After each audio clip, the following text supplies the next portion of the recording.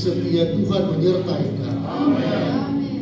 Beri kami kekuatan yang baru, semangat yang baru, pemulihan yang baru, sehingga kasih karunia Tuhan mengalir utuh dalam hidup kami. Saat ini kami mau memberitakan kabar sukacita daripada Kau beri hikmat, akal budi, kebijaksanaan, wibawa ilahi daripadamu kepada hamba, supaya maklumat Tuhan, perintah Tuhan, sabda Tuhan, cinta kasih Tuhan dapat disebarkan kepada para jemaat dan akan berbuah 30 kali lipat, 60 kali lipat, bahkan 100 kali lipat. Berfirmanlah Engkau Bapa, kami hamba-Mu sedia mendengar. Dalam nama Tuhan Yesus, semua yang percaya sama-sama kita katakan amin. Silakan duduk Bapak Ibu, saudara-saudara sekalian. Shalom. Shalom. Senang berjumpa dengan Bapak Ibu, saudara-saudara sekalian. Terima kasih kepada Bapak Gembala yang sudah memberikan kesempatan kepada kami untuk berkhotbah pada ibadah raya yang pertama. Pembacaan Alkitab kita pada pagi hari ini terambil dari 1 Korintus 15 ayat 10 sampai dengan 11. Saya akan membaca cepat untuk kita semuanya. 1 Korintus 15 ayat 10 sampai dengan 11. Tetapi karena kasih karunia Allah, aku adalah sebagaimana aku ada sekarang. Dan kasih karunia yang dianugerahkannya kepadaku tidak sia-sia. Sebaliknya, aku telah bekerja lebih keras daripada mereka semua. Tetapi bukannya aku, melainkan kasih karunia Allah yang menyertai aku. Sebab itu, baik aku maupun mereka, demikianlah kami mengajar, dan demikianlah kamu menjadi percaya. Sampai demikian jauh firman Tuhan.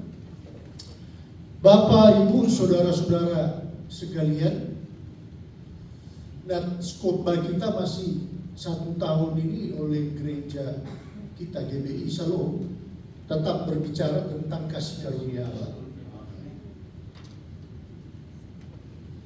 Kehidupan kita manusia ditulis dengan jari-jari Tuhan. Karena kehidupan kita manusia ditulis dengan jari-jari Tuhan, maka itu artinya Tuhan mengasihi kita.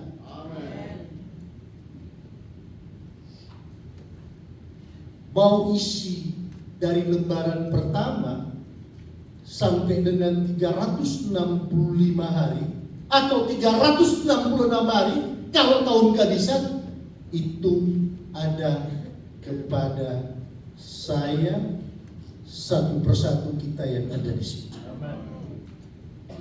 Oleh karena itu, belajar dari metamorfosis orang Kristen itu kan ada 5.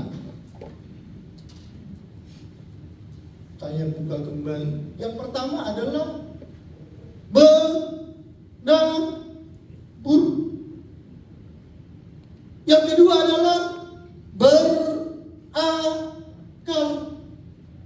Yang ketiga adalah bertumbuh. Yang keempat adalah berbuah. Dan yang kelima adalah menuai. Pokok masalahnya di sini ada 3. Yang pertama ada ketika dia mulai bertumbuh.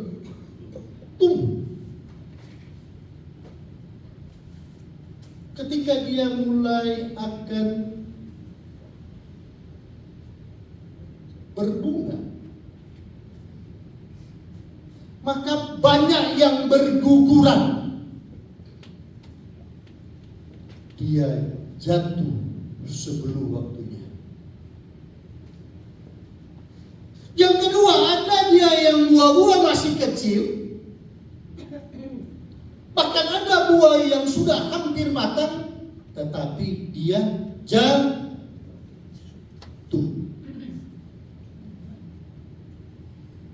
Ada buah yang sudah matang, ketika dipetik rasanya masam,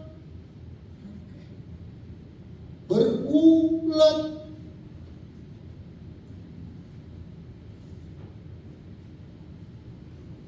Ini memberikan satu gambaran kepada kita bahwa dalam hidup kita sebagai anak-anak Allah, ahli waris kerajaan surga yang sangat sempurna di mata Allah, isi kehidupan kita melalui metamorfosis orang Kristen yang 5 oleh Bapak Gembala.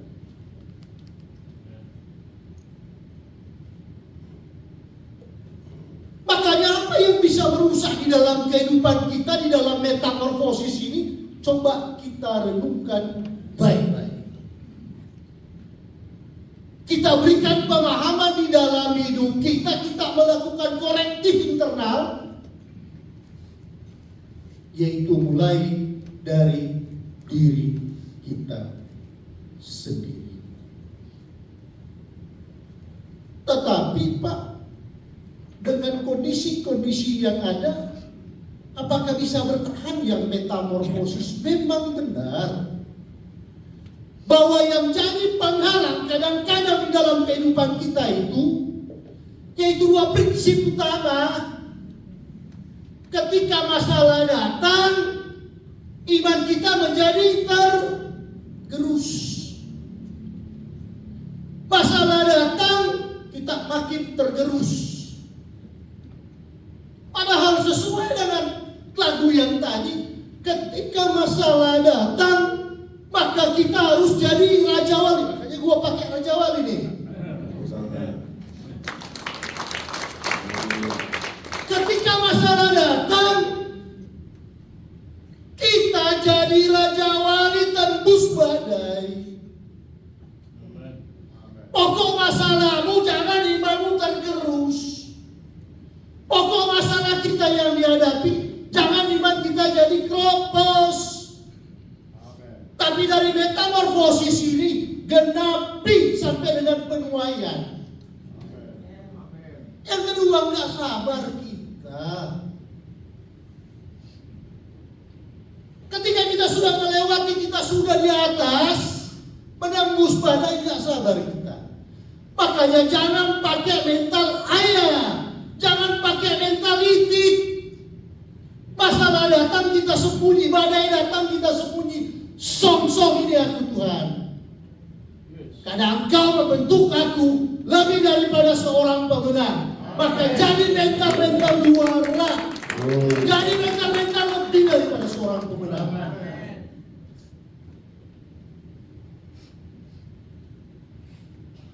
Makanya apa yang bisa merusak? Yang bisa merusak 5. Yang pertama adalah hipokrisi. Hipokrisi. Nanti saya akan jelaskan apa itu hipokrisi. Yang kedua adalah selfish. Yang ketiga adalah pesimis. Yang keempat instan, dan yang kelima adalah rebel. Apa itu hipokrisi? Hipokrisi itu adalah sifat kepura-puraan. Tuhan gak senang ketika kita hati pikiran gak menyatu dengan Allah. Makanya simbol dari GMKI, kami mahasiswa dulu, put on the subsumption in Jesus. Hendaklah kita satu di dalam Yesus. Harus ada penyatuan. Sembahlah Allah dalam roh dan kebenaran. Karena dalam kerajaan Allah tidak akan pernah diterima daging dan darah. Makanya ketika ngadap Allah itu, sembah Allah dalam roh dan kebenaran. Jangan tutup-tutupi. Kenapa Daud disenangi Tuhan? Karena gak ada yang dia tutupi. Buka semua di hadapan Tuhan. Tapi jangan buka di medsos, bos. Jangan buka ke tetangga kiri kanan, bos. Buka apa yang menjadi keluhanmu. Buka apa yang menjadi luka hatimu. kegembiraan hatimu hanya kepada Tuhan saja. Amin. Kemuliaan bagi. Yang kedua adalah selfish. Selfish ini adalah mementingkan diri sendiri. Hidup ini adalah kesempatan. Jadi akhir dari kesempatan itu ketika hidup ini sudah berbuah. Jangan kita datang ke gereja, kita nggak memberikan pengampunan kepada istri kita, anak kita, cucu kita, suami kita, saudara-saudara kita, para jemaatnya, harus kita berjatuh dalam Tuhan. Selfish, kasih jauh-jauh selfish. Karena Tuhan menginginkan demikianlah hendaknya terangmu bercahaya di depan orang supaya mereka melihat perbuatanmu yang baik dan memuliakan Bapamu yang di surga. Itu selfish. Yang ketiga, instan. Tuhan ingin proses yang dilalui kita harus kita lalui. Kalau mau masuk di dalam kerajaan surga harus berani bayar harga. Harus ada penyatuan. Thomas belum in Jesus. Menyatu dulu kita di dalam Tuhan. Kita mengikuti proses yang Tuhan berikan dan bentuk dalam hidup kita. Maka instan dia akan berubah menjadi kemuliaan Tuhan. Kita instan masuk dalam kerajaan surga. Itu instan. Yang keempat, pesimis. Orang yang pesimis di dalam hidup tidak akan pernah melihat mujizat Tuhan. Mujizat itu adalah satu yang transcendental, invisible air. Di luar otak kita, nalar kita, pikiran kita. Makanya kalau melihat kasih setia Tuhan, coba pejamkan mata hati kita. Kita menghadap Tuhan dalam roh dan kebenaran. Curahkan isi hati kita, apa yang akan keluar dari sana. Air mata kita akan tercurah. Amin. Kenapa? Kita melakukan introspeksi internal. Tuhan, ini ya. Makanya Daud dikasihi Tuhan. Daud disayangi Tuhan. Apa kata Daud? Berbahagialah orang yang dosanya diampuni dan pelanggarannya tidak diperhitungkan Tuhan. Kenapa? Dia mengungkapkan segala rasa di dalam hidupnya hanya kepada Tuhan saja. Jadi kalau pesimis, tidak akan pernah melihat mujizat Tuhan. Makanya Tuhan bilang harus optimis. Harus optimis. Kenapa? Kalau kita sudah optimis 50% di dalam hidup kita, kita sudah lihat kebaikan Tuhan. Ditambah dengan doa puasa kita, ditambah dengan orang yang telah berdoa dan bekerja, maka kita akan melihat 100% di dalam hidup kita. Dan yang terakhir adalah rebel. Rebel ini adalah sikap berusuh atau pemberontak. Sama Pak Gembala bilang, ini Tuhan, ini aku Tuhan, putuslah dia. Ini aku Tuhan, bentuk aku sesuai dengan rencanamu. Nah, pembentukan Tuhan di sini sama seperti seorang pembuat periuk atau bencana. Ketika membentuk, memproses ini sakit gak? Sakit gak? Sakit, bos. Jangan melihat seseorang itu ketika dia berada di puncak. Makanya ada filosofi bilang, bos, jangan kau lihat aku ketika aku sudah berada di puncak. Kenapa? Kau gak pernah menemani aku dari bawah sampai ke puncak.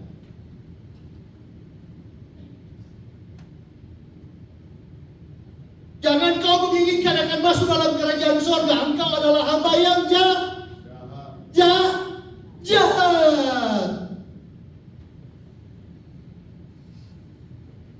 Makanya ikuti perintah Tuhan. Lakukan firman-Nya. setia dalam perkara-perkara kecil, Tuhan angkat kita dalam perkara-perkara yang besar. Ada penghambat gak? Ada. Apa-apa yang jadi penghambat dalam kasih karunia Tuhan? 5 lagi bos. Ini model kuliah aja ini ya. Apa itu trauma dan kegagalan masa lalu? Seperti apa itu Pak? Trauma dan kegagalan masa lalu, kita masih melihat, loh, minggu kemarin aku kan gagal, sama seperti penjala ikan. Udah semalam Tuhan kami, kau taburkan di sebelah kananmu, mengikuti perintah Tuhan. Jadi hidup itu, mulut kita itu ada yang namanya seperti gelombang. Kita ada gelombang transversal, naik turun, dan gelombang longitudinal. Ketika dari mulut kita mengatakan aku mampu Tuhan atasi masalah, aku mampu Tuhan menembus badai, berikan aku kekuatan, berikan aku kemampuan, karena pasti aku menjadi seorang pemenang, maka mujizat akan terjadi. Hati-hati dengan mulut. Trauma dan kegagalan masa lalu. Yang kedua, sikap pesimis orang lain terhadap kita. Dia gak akan sukses, dia gak berhasil, dia gak berterima kasih setia Tuhan. Hati-hati bos.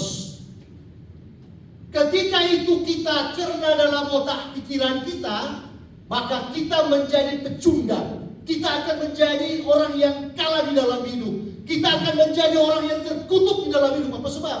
Itu udah masuk. Balikan pikiran itu. Tuhan sudah ubah segala kutuk dosa, kutuk sumpah serapah, kutuk kebangkrutan, kutuk kesialan dengan darahnya yang mahal diubah menjadi berkat dalam hidup kita.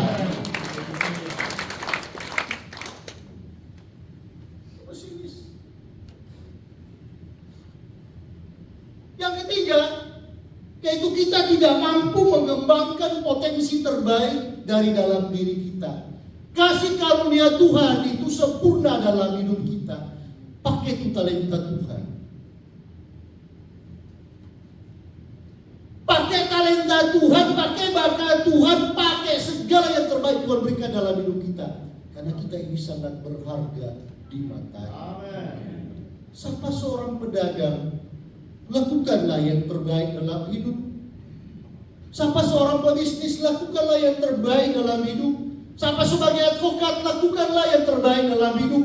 Dalam bidang pekerjaan apapun juga, Tuhan pakai kita sesuai dengan talenta yang Dia berikan. Makanya gunakan potensi dalam hidup kita. Pakai potensi ini. Sebab potensi ini, akar masalahnya akan menjawab setiap tantangan-tantangan kita. Karena kelebihan saya, kekurangan istri saya.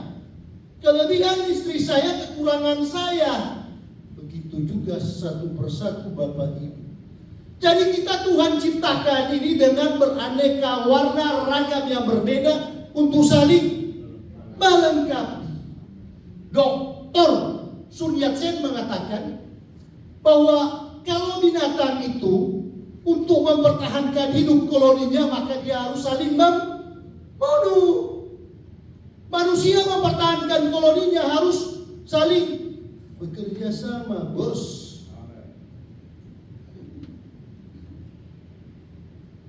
Ingat baik-baik. Pakai itu talenta yang Tuhan berikan. Dan yang keempat, buruknya hubungan relasi kita dengan Tuhan dan sesama. Kalau sudah jelek hubungan dengan Tuhan, maka jangan pernah akan berharap hubungan dengan sesama itu akan lancar. Ketika kita perbaiki hubungan kita dengan Allah, kita bergaul karib, bergaul intim di dalam hadirat Tuhan, maka Tuhan akan memberkati hidup kita. Maka menaburlah Ishak di tanah itu, dan Tuhan memberkati Ishak 100 kali lipat. supaya hubungan relationship kita dengan sesama, jangan dulu sesama. Dengan istri, suami, anak, cucu kita, saudara-saudara kita, maka kita harus bergaul karib dulu. Kita mulai dari perkumpulan kecil. Ketika itu sudah terbina secara baik, maka kelembagaan pasti dia akan terbina secara baik.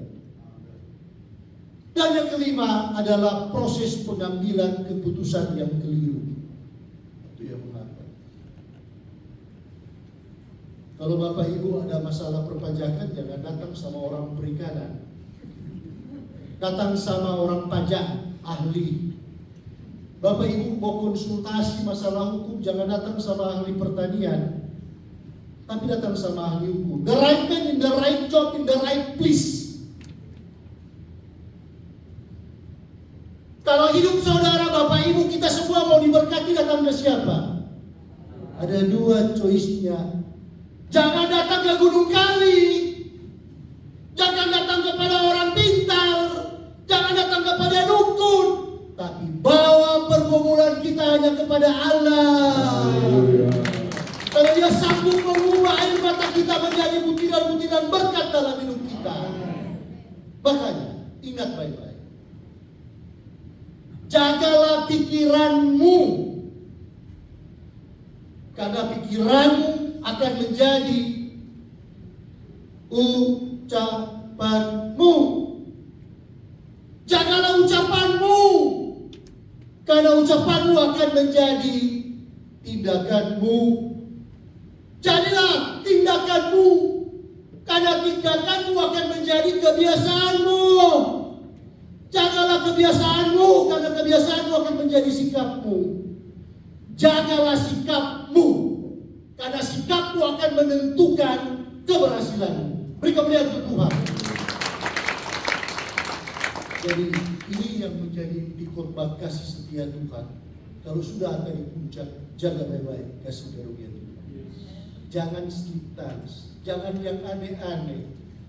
Karena ketika kita lupa diri, kita lupa kasih setia Tuhan, maka kita akan terpelecok, kita akan terpelosok, kita akan jatuh.